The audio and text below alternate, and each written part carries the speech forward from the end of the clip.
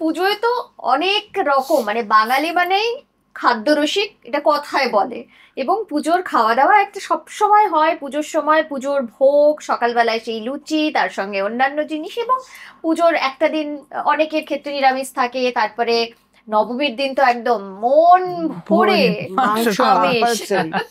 তো এই পুজোর খাওয়া দাওয়া সেটা তোমার কেমন, মানে খেতে ভালোবাসো? পুজোর খাওয়া দাওয়া কি আলাদা কিছু থাকে, যেহেতু তুমি নিজে একজন শেফ? সেদিনকে স্পেশাল কিছু তৈরি করো নাকি? না, অ্যাকচুয়ালি এটা আমার তো এটা বাপের বাড়ি। হুম। তো আমার মা, দিদিমা সবাই খুব ভীষণ ভালো রান্না করেন।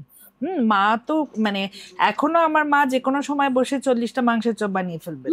হ্যাঁ, শি ইজ 76।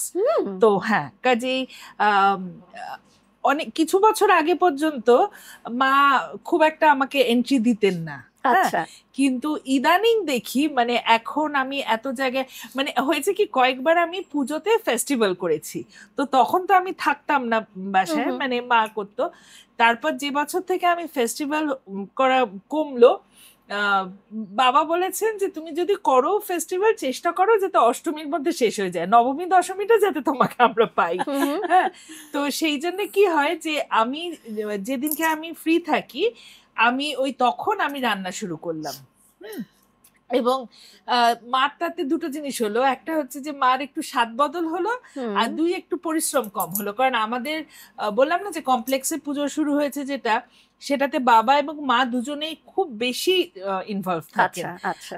আমার বোনও ইনফ্যাক্ট। তো আমাদের পুজোর যে ভোগটা সেটা পুরোটাই মার দায়িত্ব। আহ, তো কাজে সেই জন্য মা সেটা নিয়ে মানে সপ্তমী অষ্টমী নবমী তো মা ভীষণ ব্যস্ত ব্যস্ত থাকে। থাকেন, হ্যাঁ। তার মধ্যে আবার সন্ধি পুজো সেই একসাথে। তো ওই জন্যে অষ্টমীর পরে মানে নবমী দশমীর যে খাওয়াটা হয় সেইটাতে আমাকে মাঝে মাঝে অ্যালাউ করা হয়। আচ্ছা, তো এবারে তো তোমার পুজোয় কি কি স্পেশাল থাকছে? তোমার স্পেশাল মেনু কি কি?